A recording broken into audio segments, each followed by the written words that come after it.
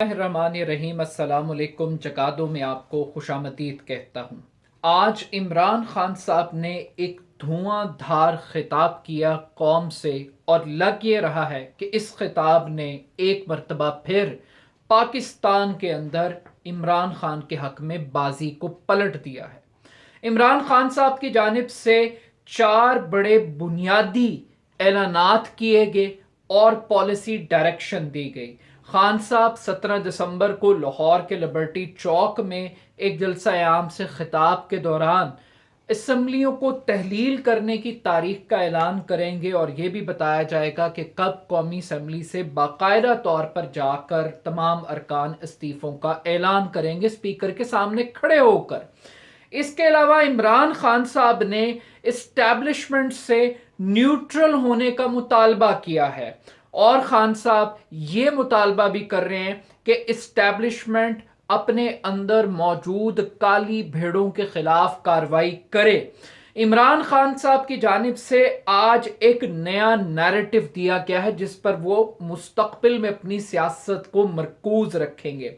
इस नैरेटिव के मुताबिक इमरान खान साहब महंगाई और एहतसाब के बयानिए को बुनियाद बनाएंगे अपनी इंतखाबी मुहिम के लिए।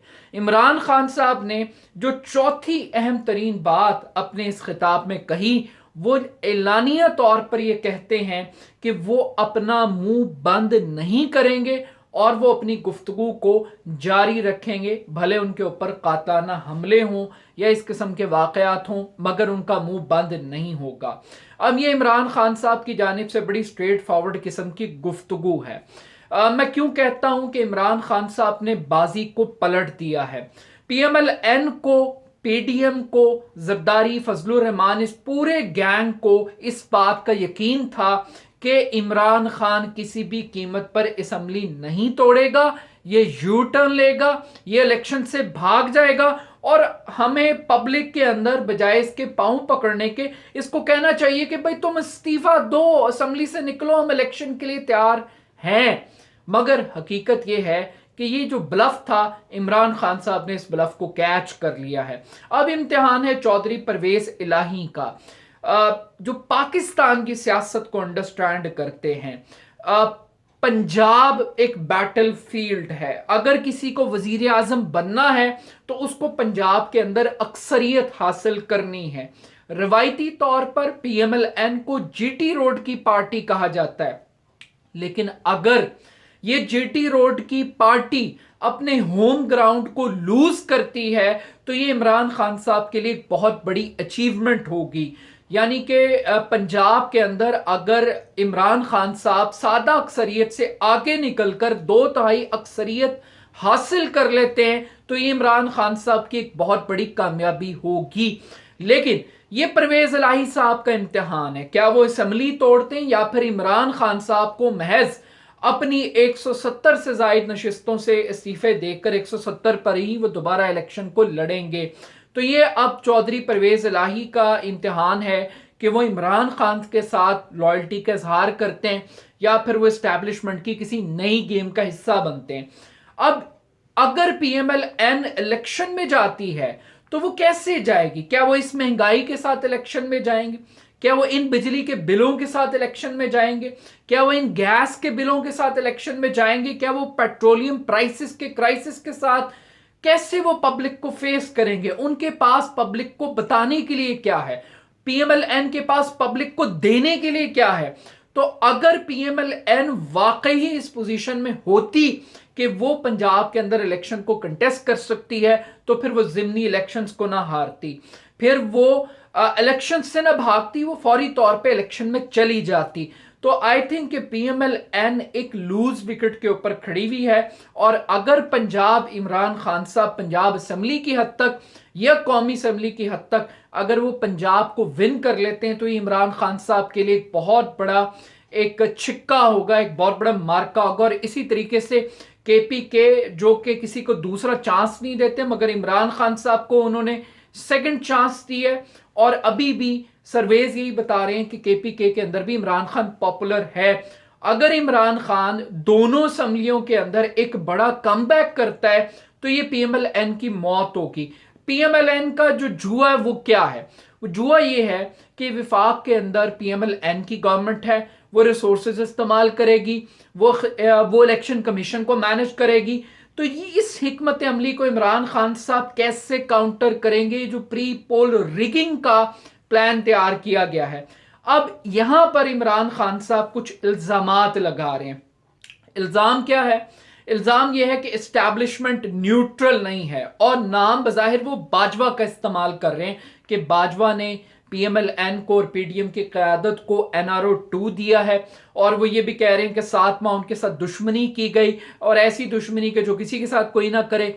लेकिन वो बुनियादी तौर पर यह कह रहे हैं कि आज की इस्टेब्लिशमेंट इस करप्ट माफिया के पीछे खड़ी है। अगर आज सलमान शहबाज इस मुल्क में वापस आता है, नवाज शरीफ वापस आने की प्लानिंग कर रहे हैं, इनके मुकद्दमात खत्म हो रहे हैं और एक एक करके ये बरी होते चले जा रहे हैं, तो ये बुनियादी तौर पर फौज की या इस्टेब्लिशमेंट की मदद से हो रहा है।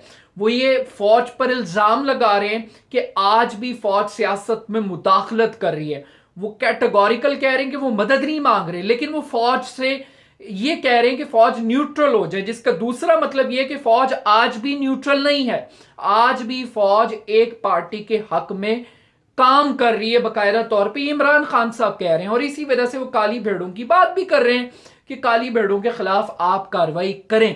तो बट यहां पर जो मंजन बेचा जा रहा था कि जनाब फौज न्यूट्रल हो गई है, फौज सियासत में मुदाखलत नहीं करेगी, ए पॉलिटिकल है, तो ये सर्टिफिकेट फौज को ऑपोजिशन ही दे सकती है। अगर आज की ऑपोजिशन फौज को ये कहती है कि फौज मुदाखलत कर रही है, तो इसका बुनियादी मतलब ये है कि वाकई ही फौज ने अपने करतूतों पर गौर नहीं किया।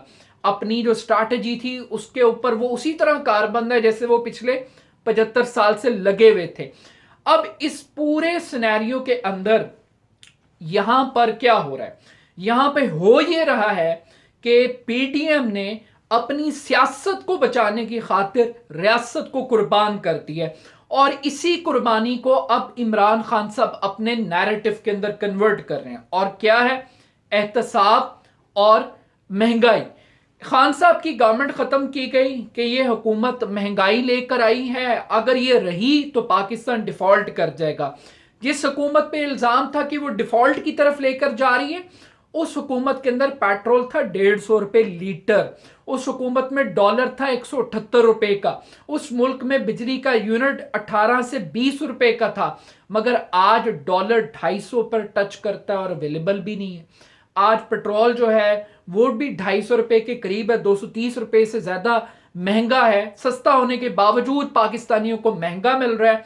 आज बिजली के बिल 40 रुपए यूनिट तक पहुंचे हुए हैं। तो इस पूरे सिनेरियो के अंदर के जब पाकिस्तान के अंदर फूड इन्फ्लेशन अपनी एक एक्सट्रीम के ऊपर है, तो फिर ये कैसी हुकूमत है जो क्लेम कर रही है कि हमने डिफॉल्ट से बचा लिया है, लेकिन आज एलसीज खोलने के लिए पैसे नहीं है, आज बैरून मुल्क से अद्वियात का खाम माल मंगवाने के लिए पैसे नहीं है। और सबसे बढ़कर ये पाकिस्तान की हिस्ट्री में पहली मर्तबा हो रहा है कि पाकिस्तान के जो सफारती मिशंस हैं दुनिया के मुख्तलिफ मुल्कों में, 3 माह से, गुज़श्ता 3 माह से उनको तनख्वाह ही नहीं मिली, क्योंकि डॉलर्स पाकिस्तान के पास इतने कम है कि वो बाहर भेजे नहीं जा सकते, सैलरीज नहीं दी जा सकती। तो ये क्राइसिस है आज पाकिस्तान की इकोनॉमी का। लेकिन हो क्या रहा है? हो ये रहा है कि इन लोगों के पास इमरान खान को हटाने का प्लान था। इनके पास इमरान खान को हटाने के बाद इनके पास कोई इकोनॉमिक प्लान नहीं था कि महंगाई को कैसे कम करना, बल्कि ये इमरान खान के एहतसाब के नैरेटिव को सपोर्ट करता है कि ये आए थे अपने करप्शन के केसेस को खत्म करवाने के लिए, नैब के पर और नाखून काटने के लिए। ये आए थे पाकिस्तान के अंदर अपना आर्मी चीफ लगाने के लिए, ये आए थे ईवीएम को खत्म करने के लिए, ये आए थे ओवरसीज पाकिस्तानियों से वोट का हक छीनने के लिए, ये बुनियादी तौर पर इलेक्शन को चोरी करने के लिए आए थे। और आज जो कुछ इस मुल्क में हो रहा है ये इमरान खान को सच्चा साबित कर रहा है। इमरान खान का दौर कोई आइडियल दौर नहीं था, लेकिन इस सब के बावजूद इमरान खान अगर आज कंपैरिजन में जाएगा पेट्रोल की प्राइस में, बिजली की प्राइस में, गैस की प्राइस के अंदर, फूड इन्फ्लेशन में, तो इमरान खान इनसे बेहतर लगेगा कि इमरान खान जो बोल रहा है वो सच बोल रहा है। और आज जिस तरीके से इनके एक एक करके केसेस माफ हो रहे हैं और पाकिस्तान नीचे जाता जा रहा है, अब इन लोगों को ये लगता है, पीडीएम को, कि अगर फौज हमारे साथ है, अगर हाफिज जनरल आसिम मुनीर साहब हमारे साथ हैं जिनको हमने लगाया है, तो हम इलेक्शन जो मर्जी हो जाए, मुल्क के अंदर तबाही फिर जाए, जो मर्जी हो जाए, हमें इलेक्शन जीतने से कोई रोक नहीं सकता, क्योंकि पॉलिटिकल इंजीनियरिंग का स्टेयरिंग हमारे हाथ में है। इनको महंगाई की फिक्र नहीं है, इनको मुल्क के डिफॉल्ट की फिक्र नहीं है, इनको यह है कि बस इनकी चमड़ी बच जाए, इनको अपने मफादात इंटरेस्ट इनका है, और ये समझ रहे हैं कि ये इस्टेब्लिशमेंट के साथ मिलके अपना इलेक्शन कमिश्नर लगा के ये सब कुछ गुड्डी गुड्डी करके ये लूट के निकल जाएंगे और बड़े आराम से इलेक्शन जीत के निकल जाएंगे। और पब्लिक के इश्यूज की तो खैर है, 75 साल में कुछ नहीं हुआ, पब्लिक को फर्क नहीं पड़ा, तो अब क्या फर्क पड़ेगा। लेकिन इस पूरे गेम प्लान के दौरान इमरान खान एक बात कर रहे हैं, वो पाकिस्तान की अदलिया को अंपायर बनाना चाह रहे हैं, वो पाकिस्तान की फौज को अंपायर बनाना चाह रहे हैं, और वो एक ही सवाल उठा रहे हैं कि सरकार, अगर ये डिफॉल्ट हुआ, इस डिफॉल्ट के नतीजे के अंदर दुनिया अगर आपसे कुछ मांगेगी और अगर आपके पास कुछ देने के लिए है, तो वो पाकिस्तान का न्यूक्लियर प्रोग्राम है। तो क्या आप तैयार हैं पाकिस्तान के न्यूक्लियर प्रोग्राम को सिलेंडर करने के लिए? अगर आप तैयार हैं तो फिर आप ज़हन बना लें कि आप इसकी कीमत क्या अदा करेंगे। But still at the end of the day, ये जो हमें कहा गया कि हमने अपनी सियासत की कुर्बानी दी रियासत को बचाने के लिए, ये बरक्स उल्टी बात है। इन्होंने अपनी सियासत बचाने की खातिर पूरी रियासत की कुर्बानी दी है, और इस कुर्बानी का जिम्मेदार चाहे बाजवा है या आज की इस्टेब्लिशमेंट है। इमरान खान साहब मैदान के अंदर आ चुके हैं, बट देखना यह है कि अगर फेयर इलेक्शन होता है, और फेयर का मतलब फेयर जिसके अंदर वो न्यूट्रल एम्पायर्स की बात कर रहे हैं, अगर फेयर इलेक्शन होता है तो रिजल्ट कुछ और होगा। लेकिन अगर ये फेयर इलेक्शन ना हुआ तो ये इमरान खान साहब ने जो बाजी पलटने वाला स्ट्रोक खेला, ये उनके गले भी पड़ सकता है और इलेक्शन माजी की तरह चोरी भी हो सकता है।